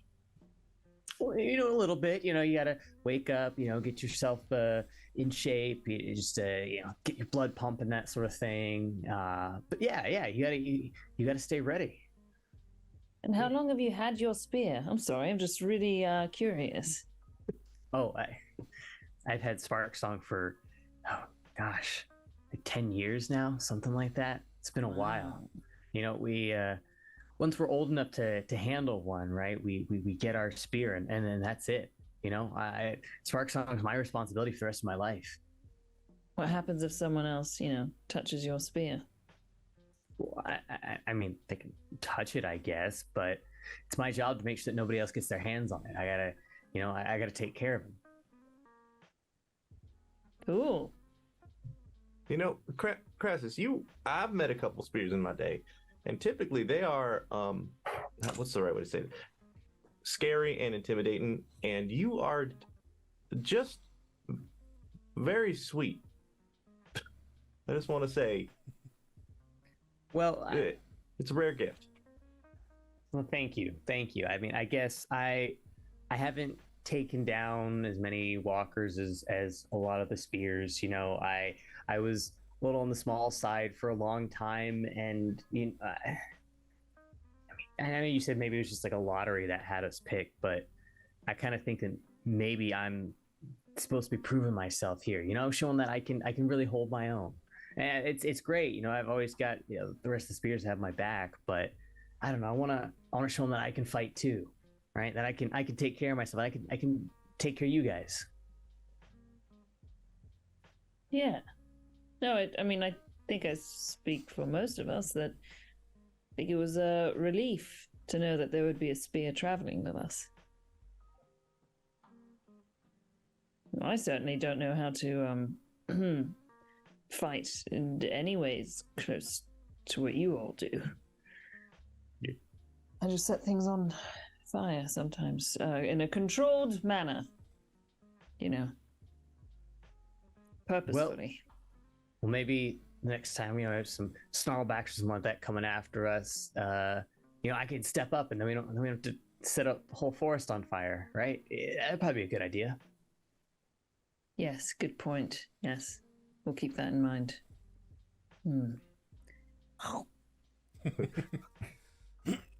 So, as you all kind of sit at the table and enjoy your meal and your drinks, and take a chance to unwind for a moment and relax, we're going to class this as a period of kind of downtime and rest. So, if you would like to spend any growth that you have accumulated over the course, you can do so now. Okay, can you walk us through this a bit? Yes.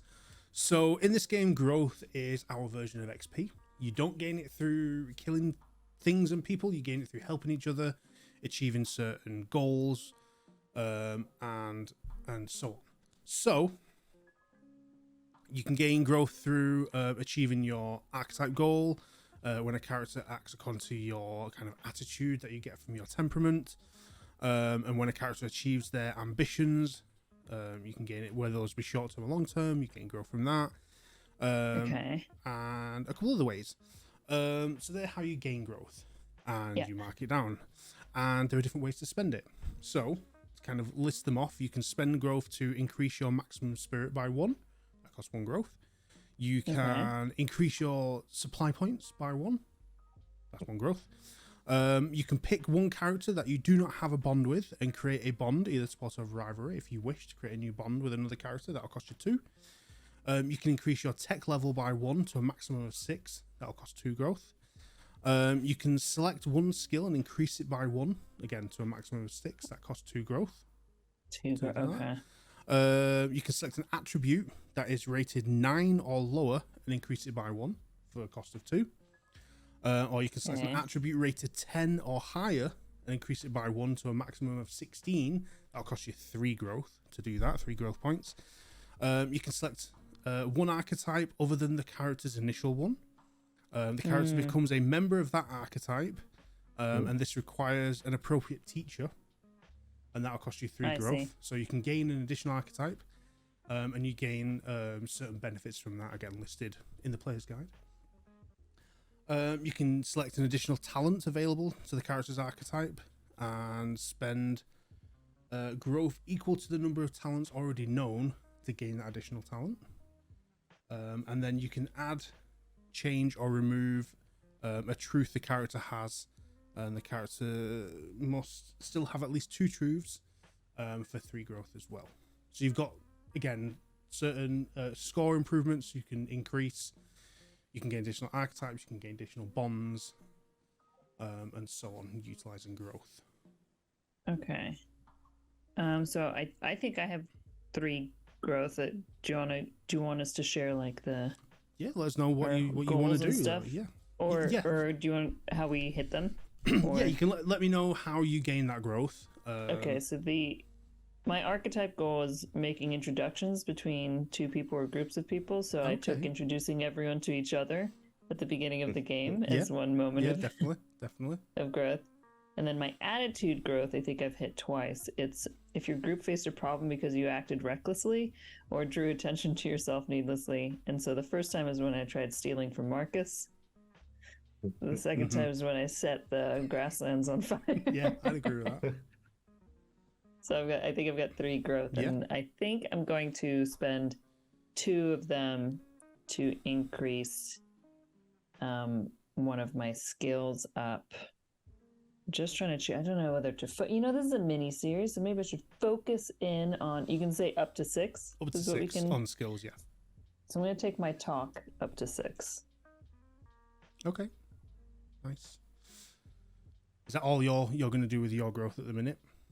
Yeah, because I only have 3, and the ones were to go to like spirit or tech. Oh wait, no, tech level takes 2, right? Tech level takes 2. Spirit and supply points only take 1, so you can increase your spirit by 1. I'm okay with my spirit and supply points just living there. Okay, cool. Well, see if you're still okay with that later. Anyone else? Anyone else wants to spend any growth they have earned? I'm gonna save mine. Okay, Oh. interesting. You have a plan. I Um, like it.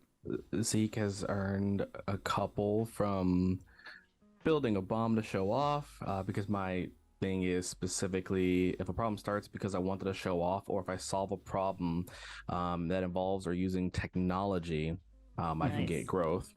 So between the bomb, repairing the barrow, powering the steamy, Mm-hmm.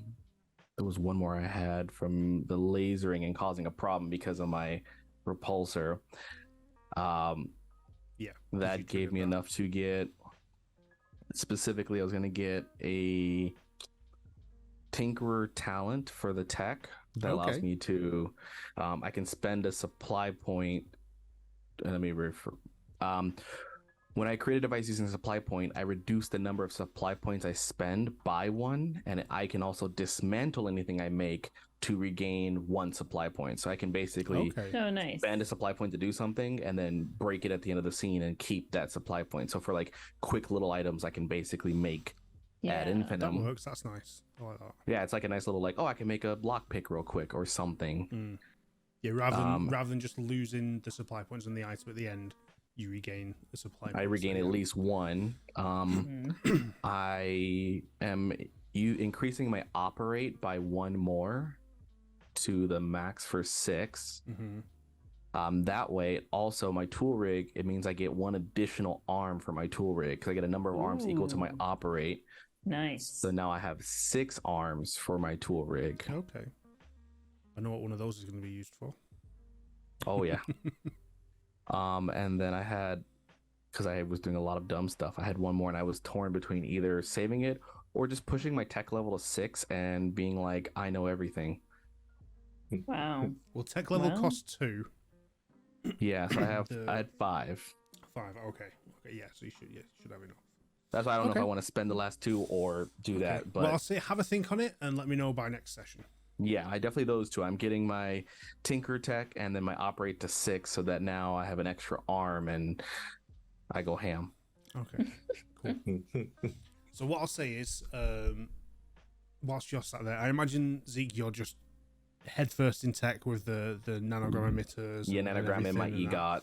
Yeah, so you're on with that. So during that time, you managed to fashion an additional arm for it so that you can then potentially start working on attaching this nanogram system to it and having a portable one. And yeah, so during this period of rest, you eat, you drink, you kind of get to a point where everyone's tired, you call it a night. Harold has let you know that if you head upstairs, there are rooms available for you all. And you all head off up for the night for a comfortable night's sleep, not in the wilderness. And there are nice beds. Harold did speak to Jewel and Crassus and said, I do have some rooms that don't have beds but have hammocks. I don't know if that's something that's more comfortable for you. I know one, Oh. these might be better. But I have a couple I'd love rooms a with hammock. hammocks, so by all means, you've got the choice. There's no one else staying here, so pick and choose. All rooms are Thank available. you. No problem. And you kind of all go off to your rooms and settle down for the night. And you head to sleep. Can you all roll me 1d20? Oh no. 1d20. What? And let me know if you get higher. In fact, let me know if you get lower than an 8.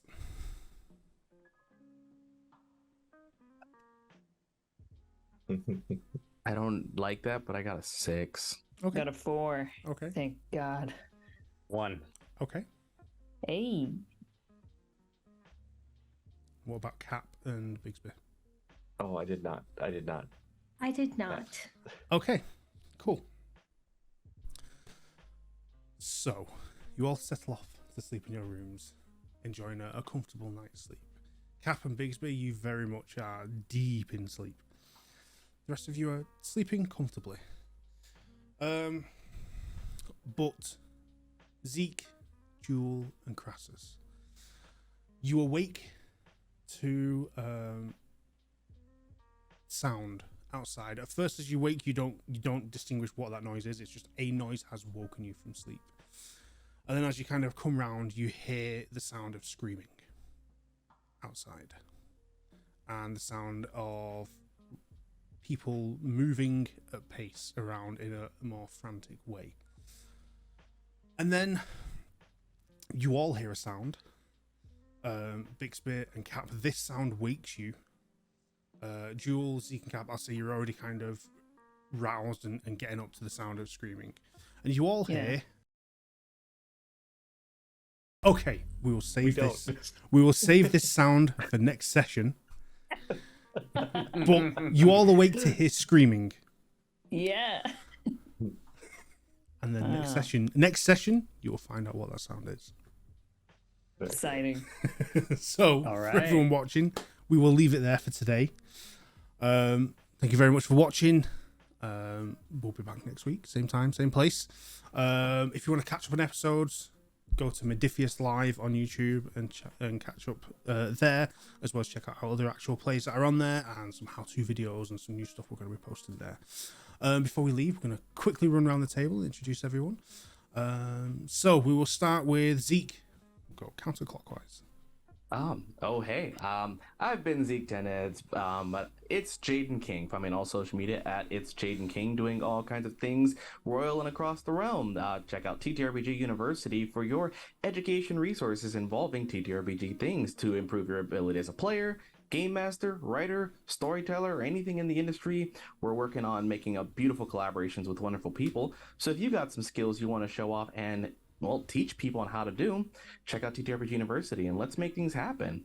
I'm also one of the DMs for D&D in a Castle coming up April 2024. So if you want an epic vacation where you get to do TTRPGs in an actual castle where everything is more epic than it needs to be, and play at a table where I will ensure that you will face the Grim Reaper in a modern setting, check out that D&D in a Castle for my stuff. That's what I do. That's how I like it. And thank you. Thank you very much. Next up is Crassus. Hi, Crassus Sparksong, played by Logan. I am on Twitch at Tank Loves You, and then I'm on Instagram at Logan Quinn Film. So find me there. Wonderful. Thank you. Next. Thank you. Bixby, you are up next. Hi, I've been Big P Saxon. My name is Phil Correa. You can find me on Instagram. I forgot every other social media thing, but I'm at M Philip Correa. Except for Twitch, where I'm at Philbo Fraggins, and I think I've got some cool stuff coming up there. Wait, that's you? That's me. You didn't tell me your username? Oh my god. I love popping into my friends' streams when they don't know it's me. It's so much more fun. Okay.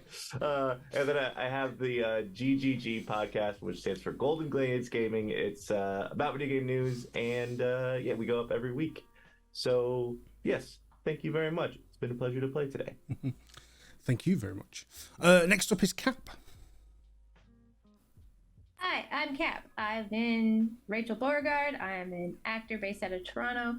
You can find any projects that I'm working on will be announced on my Instagram. My personal is Manic Pixie Tank Girl. You can also find my geeky and gay art on Instagram at Bad Duck Design, and you can find me looking in the Twitch chat under the name Sugarpunk. Awesome. Thank you very much. And Jewel, you're up. Hi, I've been playing full name Astrolabe Jewel Magnolia. And I'm Josephine McAdam. You can find me at JCVIM on Twitter. Oh god, X, formerly known as Twitter. I don't know. Instagram, whatever, everywhere it's JCVIM. On Twitch as well. We are streaming some Baldur's Gate 3 and Ghost of Tsushima, and we play piano over there. And the strike is over. Yay. So also you can go check out some of the films that I've been in if you're into horror. I've got a couple films on Shudder right now that are horror anthologies. I know we just passed spooky season, but the Mortuary Collection and Scare Package. And also you can go check out High Stakes, which is a short film we shot earlier this year that is on Good Time Society's YouTube. And yeah, hooray! Thank you very much. And I'm Danny, project manager here at Modiphius for Dreams Machines, Dune, and some other things. You can check me out at Check for Traps on all social media places, all that stuff. And yeah, thank you very much for joining us. I hope you enjoyed yourselves, and we will see you next week. See you later.